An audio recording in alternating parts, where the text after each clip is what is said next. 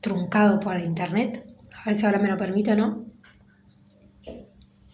Bueno, vamos a intentar la segunda parte que me quedó ahí a medias, a medio explicar, que es la parte de la identidad en la clase de ESI que había comenzado hoy en el video anterior.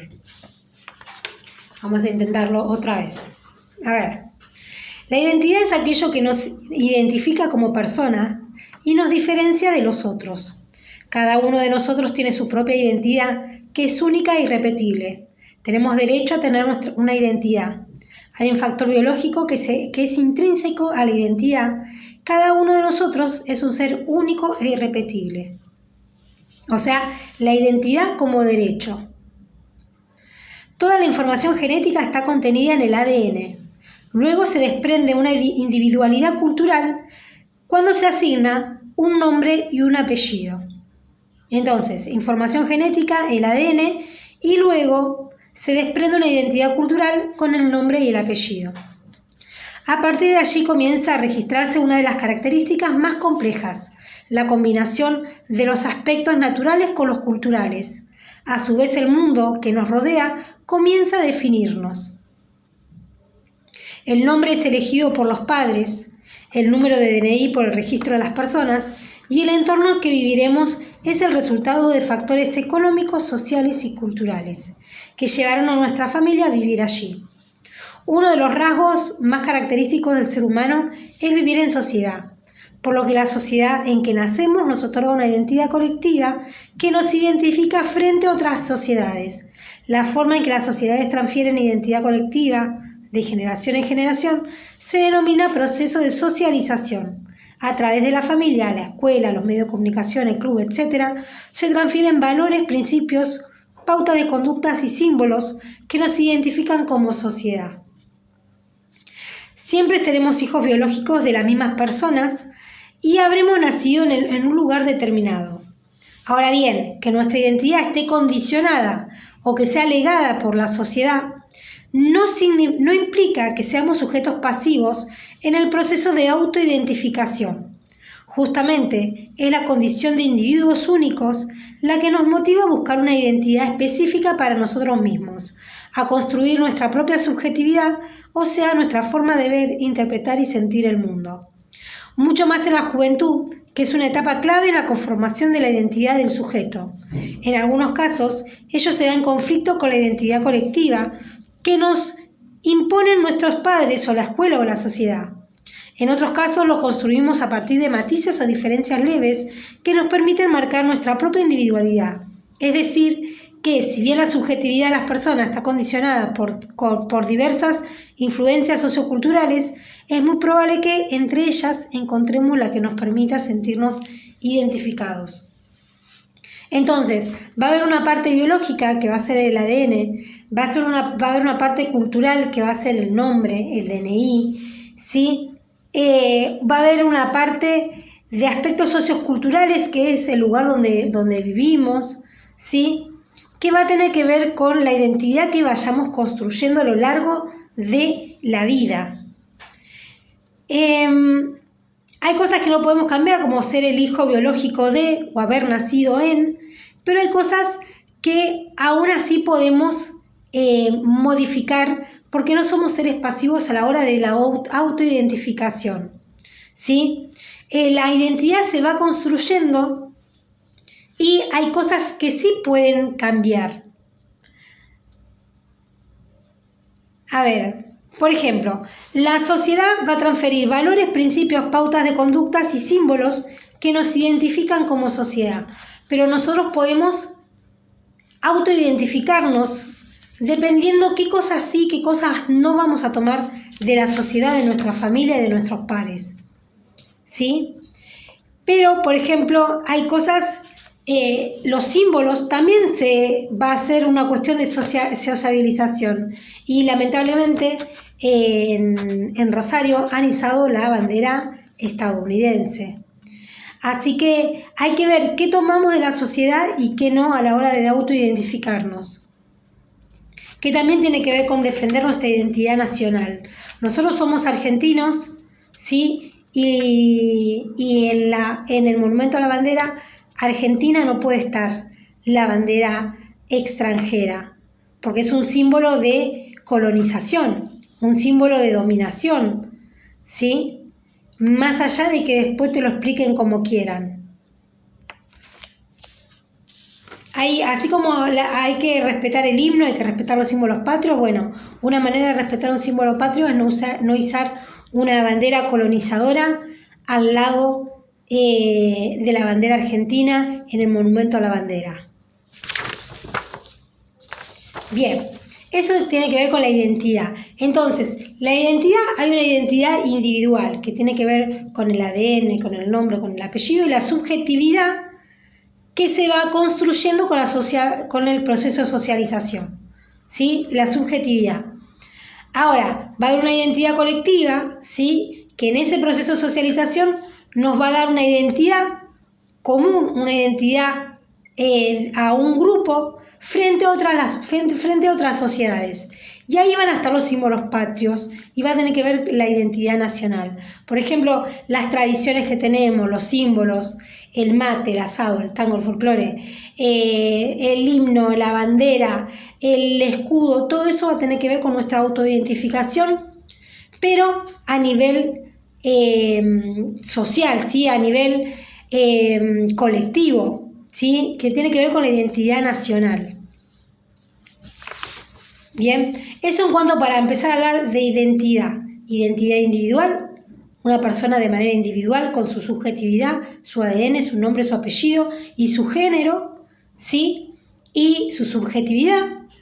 Y después tenemos la identidad nacional, que nos va a representar como argentinos. Y luego va a venir la identidad de género, ¿sí? Así como de manera progresiva. Bien, y para hablar de identidad de género, primero tenemos que diferenciar el sexo del género, ¿sí? La parte biológica de la parte cultural. Para comenzar haremos la diferencia entre sexo y género. El sexo se refiere al conjunto de características físicas y biológicas definidas genéticamente que determinan si un ser vivo es macho, hembra o intersexual. Intersexual va a ser cuando no podemos definir a ciencia cierta si es hombre o mujer debido a las características físicas y biológicas al nacer, ¿sí? O que tenga la persona. El género cubre una serie de roles, comportamientos y atributos construidos socialmente. Estas construcciones sociales están vinculadas tradicionalmente con las categorías hombre y mujer, pero poco a poco se han reconocido muchas otras identidades de género. A tener en cuenta, a veces puede pasar que las personas no se sientan identificadas por el sexo que se les asignó al nacer. Esto tiene que ver con la identidad de género con la que se sienten representados. ¿Sí? A ver. El género cubre una serie de roles, comportamientos y atributos construidos socialmente. Estas construcciones sociales están vinculadas tradicionalmente a la categoría hombre y mujer, pero poco a poco se han reconocido muchas otras identidades de género. A tener en cuenta, a veces puede pasar que las personas no se sientan identificadas por el sexo que se les asignó al nacer. Esto tiene que ver con la identidad de género con la que se sienten representados. ¿Qué quiere decir? Si una persona es cisgénero, quiere decir que el sexo y el género coinciden. El cuerpo con el que nacieron al nacer coincide con el género que se sienten representados. Y cuando una persona es trans, es cuando no se siente identificada con el cuerpo con el que nació y el género no corre con el que se autoidentifica, con el que se autorrepresenta, no coincide con el cuerpo, con lo biológico, con el sexo que se le asignó al nacer, ¿sí? Eso va a ser las personas trans. Bien, entonces, cis es cuando coincide sexo y género en una persona. Y trans es cuando no coincide el sexo y el género en una persona a la hora de la autoidentificación. Bien. ¿Qué es la identidad de género? Es la percepción que tenés de vos mismo, más allá de si al nacer fuiste anotado como hombre o mujer. O sea, que la identidad de género va a ser cómo se percibe esa persona, más allá de los genitales o el cuerpo en el cual haya nacido. ¿Qué significa LGBTIQA+? ¿Sí? Que es cuando en el orgullo vemos los colores del arco iris y vemos una sigla que tiene que ver con LGBTIQA+. ¿Sí? ¿Qué significa ello? Son las iniciales de las siguientes palabras. L de lesbiana, mujer que se siente atraída eróticamente y afectivamente por mujeres. G de gay, hombre que se siente atraído eróticamente, afectivamente hacia otro hombre. ¿Sí? L lesbiana, entonces mujer que se siente atraída por otra mujer. G de gay, hombre que se siente atraído por otro hombre. V de bisexualidad. Bisexualidad viene de 2, capacidad de una persona de sentir atracción erótica afectiva por personas de un género diferente al suyo y de su mismo género. Entonces, bisexual es que se siente atraído por los dos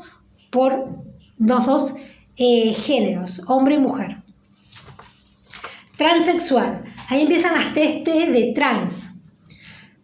Transexual. Las personas transexuales se sienten y se conciben a sí mismas como pertenecientes al género y sexo opuesto a los que social y culturalmente se les asigna en función de su sexo de nacimiento, y que pueden optar por intervención médica, hormonal, quirúrgica o ambas para adecuar su apariencia física y corporalidad a su realidad psíquica, espiritual y social. Esas van a ser las personas trans, donde no coincide el sexo y el género y deciden tomar una intervención médica, ya sea hormonal, quirúrgica o ambas, para adecuar su cuerpo al género con el que se sienten representadas o representadas. Transgénero. Las personas transgénero se sienten y se conciben a sí mismas como pertenecientes al género opuesto al que social y culturalmente se asigna a su sexo de nacimiento, y quienes no llegan a la intervención quirúrgica de los órganos pélvicos sexuales internos y externos.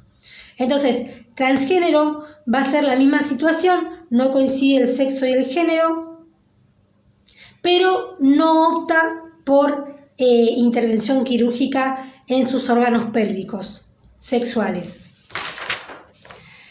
Travesti. La persona travesti, en términos generales, son aquellas que gustan de presentar de manera transitoria o duradera una apariencia opuesta a la del género que socialmente se asigna a su sexo de nacimiento mediante la utilización de prenda de vestir, actitudes y comportamientos.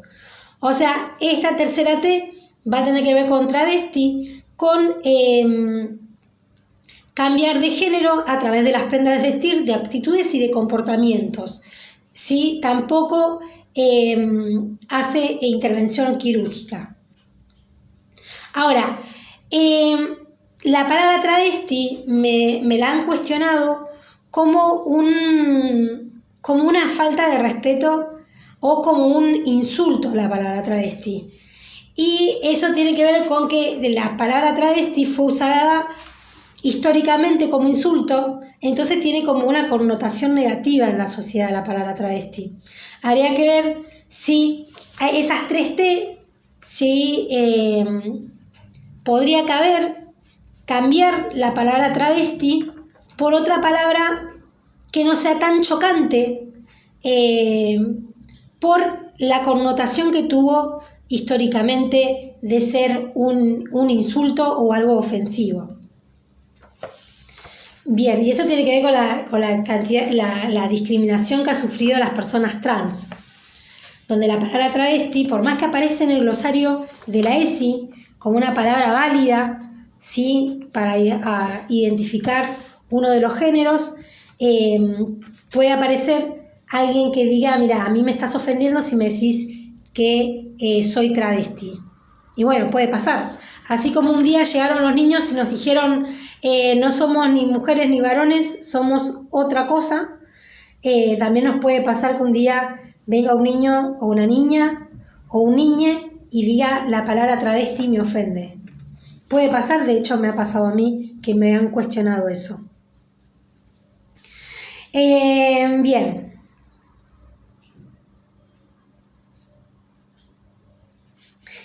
Intersexualidad. Todas aquellas situaciones en las que la anatomía o fisiología sexual de una persona no se ajusta completamente a los estándares definidos para los dos sexos que culturalmente han sido asignados como masculinos y femeninos. Sí, intersexualidad va a tener que ver con lo biológico y la fisiología sexual y la anatomía. No se puede diferenciar a ciencia cierta si es hombre o mujer, pero por cuestiones anatómicas, ¿sí? Esa es intersexualidad. Y de intersexualidad. Q de queer. La persona queer o quienes no se identifican con el binarismo de género son aquellas que, además de no identificarse y rechazar el género socialmente asignado a su sexo de nacimiento, tampoco se identifican con el otro género o con alguno en particular. ¿Sí? No creen en el binarismo de género, sí, que hay solamente dos sexos, hombre y mujer, y tampoco, por lo tanto, sienten que tienen otro género distinto que no encaja en hombre y mujer. Personas queer, sería lo no binario. A de asexual, orientación sexual de una persona que no siente atracción erótica hacia otras personas. Y más, se pueden incorporar más y queda abierta. La ley de identidad de género te permite modificar el nombre, la imagen y el sexo registrado en los documentos. Si querés operarte, la obra social debe cubrir la intervención quirúrgica y los tratamientos. Ley 26.743, ¿qué derechos da la ley? Permite modificar tus datos personales en el registro, podés cambiar el nombre, la imagen y el sexo registrado, acceder a tratamientos hormonales e intervenciones quirúrgicas totales o parciales para adecuar tu cuerpo a la identidad elegida y desarrollar tu personalidad de acuerdo con la identidad elegida. Sí, con el simple hecho de voluntad de que una persona se identifique como varón, mujer o no binario, tiene que ser representado, tiene que ser respetado en su derecho a la autoidentificación, ¿sí? A partir de la ley 26.743, que es la ley de identidad de género, por el simple hecho de así manifestarlo. Bien, este es el trabajo que uso para trabajar identidad de género en la escuela secundaria, ¿sí? Y la actividad de plástica con esto es: realiza un cartel donde reflejes una opinión o conclusión a la que hayas llegado con esta información. Trata de romper con el forma del contorno de mi trabajo, rectangular tradicional, y crea uno nuevo y divertido, ¿sí? Esa es la actividad que tiene que ver con el formato y los carteles, el formato que se puede utilizar en el cartel, y ahí poner la conclusión, la opinión o lo que el estudiante o la estudiante quiera poner como conclusión, o qué aprendió, o lo que piensa o lo que opina a partir de toda esta información que se le brindó en una clase de ESI en nivel secundario. Nada, no es tan terrible como lo quieren plantear algunas personas que piensan que tiene que ver con lo degenerado el tema de la identidad de género. Dejar de asumir esos estereotipos de género de lo rosa y lo azul, de que lo rosa es para nena, lo azul es para nene, que las nenas deben ser delicadas y femeninas y jugar con las muñecas, y los varones deben ser fuertes y jugar al fútbol, ¿sí? Eso van a ser los estereotipos de género. ¿Cómo se espera que sean las características por ser nena y por ser nene? ¿Cómo se deben comportar por ser nena y por ser nene? ¿Qué deben hacer, qué no pueden hacer? ¿Qué deporte pueden hacer? ¿A qué trabajo se puede dedicar, a qué no? ¿Sí? Eso tiene que ver con los estereotipos de género y lamentablemente sí traen mucha tristeza a los chicos, porque ahí es cuando encontramos a personas diciéndole a un niño o una niña que no puede jugar con un muñeco, que no puede jugar con una muñeca, que no puede jugar con un autito, que no puede jugar al fútbol, que no puede hacer patín, que no puede hacer danza, que no puede ser camionero, que no puede, o camionera, que no puede ser colectivera, que no puede ser taxista, porque los autos son cosas de hombres, que las muñecas son cosas de mujeres, porque pareciera que las únicas que tienen hijos son las mujeres, cuando los hombres también tienen hijos y también tienen la responsabilidad de criar hijos, ¿sí? Si tenés hijos tenés que tener la responsabilidad de criarlos, y eso también tiene que ver con jugar a la casita, jugar a la familia, poder jugar a los roles también de paternidad, de maternidad, a los roles de familia, también es importante a la hora de el desarrollo de los niños, ¿sí? Porque qué tristeza encontrar un niño que de golpe está jugando al doctor, qué tristeza encontrar un niño que de golpe está jugando a ser tío, a ser papá, a ser abuelo, que está jugando a ser profesor con un muñequito, con una muñequita, y que venga la maestra y lo rete por orden de su jefa y que le diga que no puede jugar con muñecas, ¿sí? Qué triste que sería, y qué absurdo, cuánta ignorancia en creer que un niño por jugar con una muñeca o un muñeco va a ser alguien desviado o degenerado o va a ser algo malo, ¿sí? Y los degenerados van a ser los abusadores sexuales. Esos van a ser los degenerados, no los que sean de otro género distinto al que han aceptado la mayoría, ¿sí? Los degenerados no va a ser una persona trans, no va a ser una persona LGBT.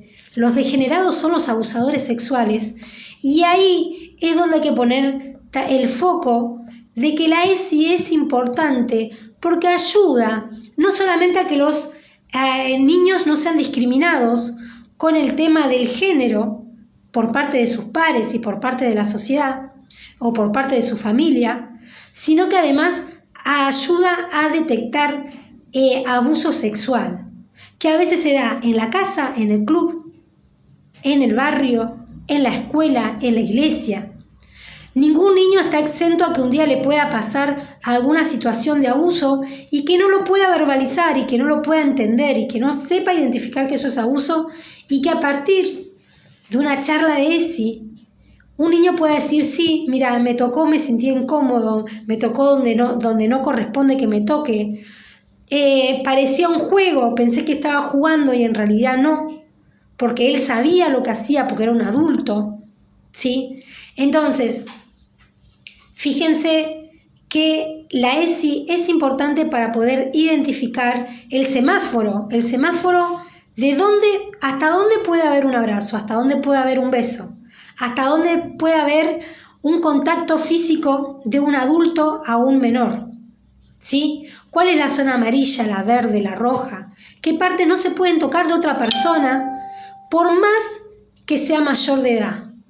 ¿Qué parte yo tengo que respetar del cuerpo ajeno cuando voy a saludar a una vecina o a un vecino? ¿Sí? Entonces, todo eso tiene que estar en las clases de ESI. Y es importante para poder verbalizarlo, para poder identificarlo y luego poder denunciarlo y así poder frenar ese tipo de abuso o de acoso, ¿sí? A los menores de edad y también a los mayores de edad. Pero sobre todo a los niños que no pueden defenderse por no encontrar las palabras, por no saber lo que pasó, por sentirse desvalido ante que mi mamá no me va a creer, que mi papá no me va a creer. Entonces enseñarles a las familias, a la mamá y al papá, que siempre hay que creer en los hijos, y hacer la denuncia. Y después la justicia verá si esto fue así o no fue así, o si hubo una fabulación o no. ¿Existen los niños que fabulan? Sí. ¿Son la mayoría? No. ¿Siempre que hay denuncias por abusos sexuales alguien fabulando? No. De hecho, la mayoría no. Entonces, hablemos de estadísticas. ¿Cuántas falsas denuncias hay y cuántas denuncias reales y comprobadas hay a partir de las denuncias que se hicieron de abuso sexual a partir de la implementación de la ley de ESI en las escuelas. De todas las denuncias que hay, ¿qué porcentaje fueron a partir de una fabulación? ¿O qué porcentaje fue a partir de una venganza? ¿O qué porcentaje fue a partir de una denuncia falsa? Y a partir de ahí, de esa estadística, veamos esto de hay que creer en los niños, en las niñas, en los niñes, cuando denuncian por abuso a algún vecino, a algún familiar, a algún maestro, a algún portero o a quien sea, ¿sí? Siempre creerle. Y después lo dirá el médico, lo dirá la policía, lo dirá el juez, lo dirá la justicia, si eso fue así o no. Pero lo primero es creerle. ¿Qué más? La ESI va a servir para identificar abuso y para entender esto, ¿qué es lo degenerado? Lo degenerado es abusar, es violar. Eso es los degenerados. Esos son los degenerados. No respetar el cuerpo ajeno, ser educado, no manosear, no propasarse, no faltarle el respeto a la otra persona, ¿sí?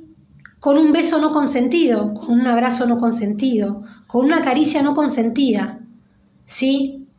Con una conversación no consentida, una pregunta que no corresponde, por ejemplo. A mí me parece más degenerado alguien que viene y me hace una pregunta sobre mi intimidad que no quiero responder, ¿sí? ¿Se entiende? Entonces, ¿a qué le llaman degenerados? ¿Sí? Entonces, respetar la diversidad. Todos somos distintos, fuimos criados distintos o iguales, pero nos fuimos autoidentificando de manera subjetiva y haciendo cada uno lo que puede con su vida, ¿sí? Respetar la decisión ajena, ¿sí? De qué identidad de género que quiere tener, la orientación sexual, ¿y a qué se va a dedicar? ¿A la pelota? Como si es una niña. Marimacho le podrán decir sus vecinos. ¿Sí? Eso, respetar las decisiones ajenas. Si es niño y quiere hacer patín, si es niño y quiere hacer danza, si es niña y quiere hacer boxeo, si es niña y quiere hacer... bueno, a mí el boxeo no me gusta, lo tengo que decir, yo siempre estuve en desacuerdo del boxeo, pero ¿por qué? Me parece un deporte muy violento, pero eso es una opinión personal. Después está lo social y que está socialmente aceptado el boxeo como un deporte. A mí me parece bien como entrenamiento, pero no para golpear a otra persona y lastimar a otra persona en medio de un deporte. ¿Vieron cómo en España estaba permitido la torería como algo cultural, pero después resulta que es algo violento? Bueno, a mí el boxeo me pasa algo así.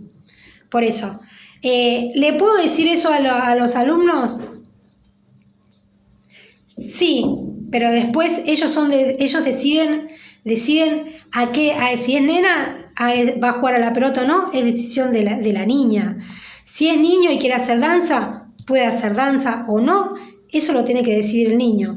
Uno puede dar una opinión siempre y cuando tenga una teoría demostrada, y ahí está, porque no lo podría decir en una escuela, por ejemplo. La ESI se va a basar no en opiniones personales, sino en lo demostrado por la ciencia. ¿Se entiende? La ESI se va a valer de conocimiento científico y no de opinión personal. Por eso, ¿una niña puede hacer boxeo? Y sí, porque el boxeo es considerado deporte. Después, si a mí me gusta o no el boxeo, es otra cosa. Igual que con el varón, o sea, ahí no tiene que ver una cuestión de género, sino que tiene una cuestión de violencia a la hora del deporte, ¿sí? Pero bueno, ¿a qué llamamos deporte y a qué le llamamos violencia? ¿Sí? Entonces, bueno, Se puede, no me quiero meter con el boxeo porque no tiene que ver con el género, sino que tiene que ver con una situación de como la torería tiene que ver con la violencia animal, ¿sí? El maltrato animal. El boxeo, cuando está hecho sobre todo por gente que, como los futbolistas, se encuentran en el deporte una manera de escapar de la pobreza o de escapar del hambre, termina siendo una situación violenta para el que practica ese deporte. Sobre todo si es una cuestión económica por el cual practica ese deporte, sobre todo en esas situaciones. Nada, eso. Pero eso es mi opinión personal y la ESI no tiene que ver con opiniones personales, sino con lo que esté demostrado científicamente, lo que ya esté avalado, a partir de ahí empezar a construir la ESI. ¿Sí? ¿Qué más?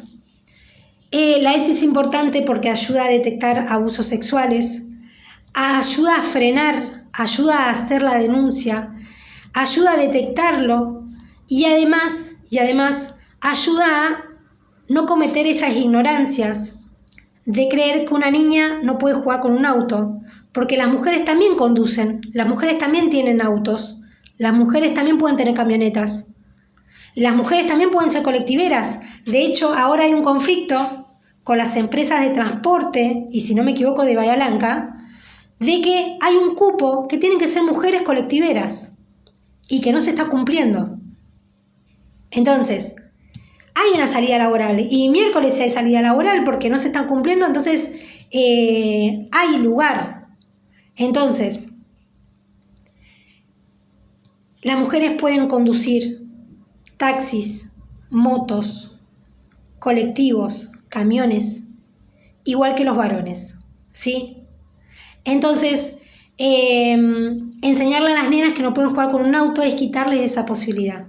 Enseñarle a un niño que no tiene que jugar con muñecas también es quitarle la posibilidad de jugar a ser padre, a ser tío, a ser abuelo, a ser doctor, a ser profesor, ¿sí? Entonces, también es limitarlo en lo que tiene que ver con lo sociable también y la sociabilidad también. Y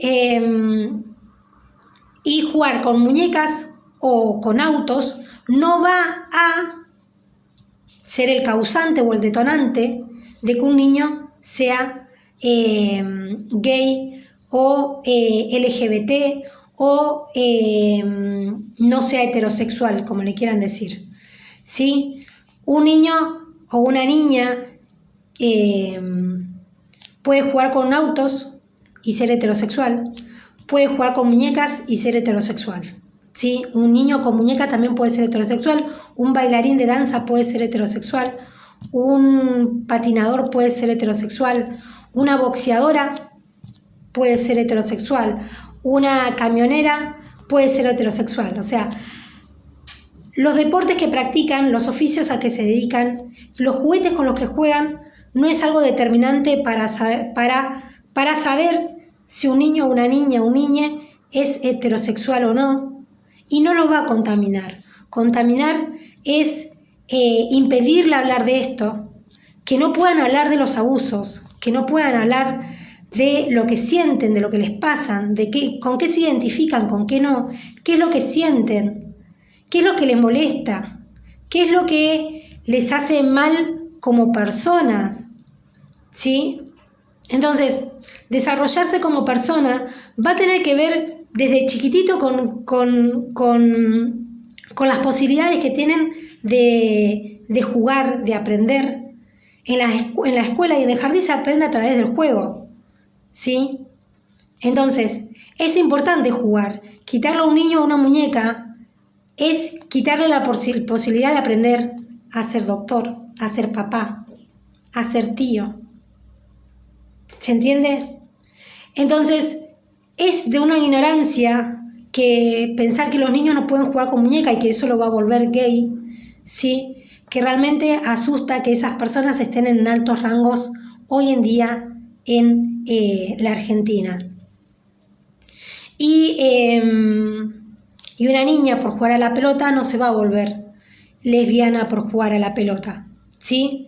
Entonces, esos simplemente van a ser los estereotipos de género que no va a responder a la orientación sexual de los niños o la identidad de género de los niños y las niñas y las niñas, y que tenemos que dejar que jueguen libremente, que enseñarles a no tocar al compañerito, ¿sí? En el jardín, en las escuelas, enseñarles a que no, que hay partes que no se tocan, que hay partes que se respetan, ¿sí? Eso es ESI, ¿sí? Y por ahí los papás, los hijos no se animan a contarle a los papás algo que les sucedió, pero en las escuelas sí. Muchas veces sucede que los niños encuentran más confianza en contarle un abuso a un docente que a un papá, porque no sabes si el papá se va a enojar, porque ahí también está la educación en la casa. Entender que es mejor que un niño sienta la confianza de poder contárselo a papá o a mamá, algo que le pasó, alguien que lo tocó, alguien que lo incomodó, que no lo pueda contar, ¿sí? ¿Por qué? Porque mirá si lo cuento y me echa la culpa, mirá si lo cuento y se enoja conmigo. Y por ese temor no contarlo. Y no puedes detectar si hay un tío, un primo, un vecino, un profesor o un colectivero, como pasó hace poco acá en Bahía Blanca, alguien que abusó de su hija o de su hijo. Pero si el niño o la niña o el niñe no tiene la garantía, ¿sí? La seguridad, la confianza de saber que su papá y su mamá va a escuchar y no va a juzgar al niño porque no es culpable de lo que hayan hecho los adultos, ¿sí?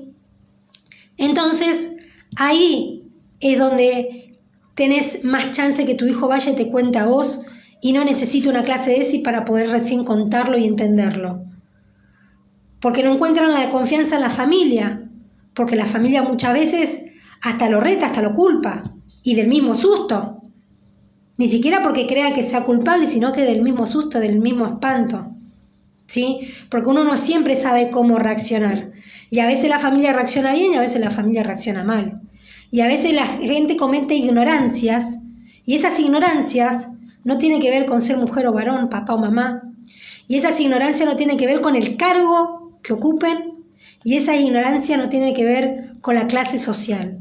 Hay gente muy ignorante, con mucho dinero, con mucho poder, y que está hoy definiendo la vida de todos nosotros, y que realmente asusta mucho que no puedan comprender esto, la importancia de la ESI, ¿sí? Nada, eso. Para eso se me ocurrió volver a sacar los libros de ESI, que yo hace rato que no los sacaba,